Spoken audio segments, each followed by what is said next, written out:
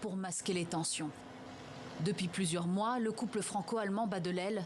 Les divergences se multiplient au point de menacer l'unité européenne. Le 20 octobre dernier, en amont de la réunion des chefs d'État européens à Bruxelles, le président français s'est même permis un petit rappel à l'ordre de son homologue allemand.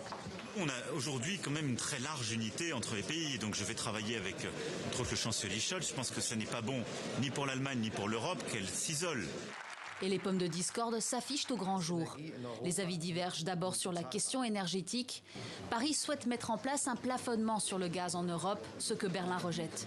L'Allemagne est très dépendante de cette source énergétique et craint que cette limitation ne détourne les fournisseurs vers d'autres clients. Sans prévenir ses partenaires européens, le gouvernement allemand a donc mis en place ses propres mesures pour lutter contre la flambée des prix. Nous financerons ces 200 milliards d'euros par un emprunt et nous serons ainsi en mesure d'accomplir les tâches qui nous attendent cette année, l'année prochaine et l'année d'après.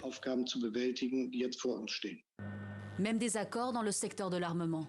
Avec un budget de 100 milliards d'euros, une première depuis la Seconde Guerre mondiale, l'Allemagne délaisse ses collaborations militaires avec la France pour acheter du matériel américain. Dernier projet en date, un bouclier antimissile avec les États-Unis, Israël et 14 autres États d'Europe centrale et orientale. Berlin multiplie les partenariats et se tourne désormais vers l'Est, en soutenant notamment un nouvel élargissement européen aux Balkans. Des décisions que Paris considère comme un affront.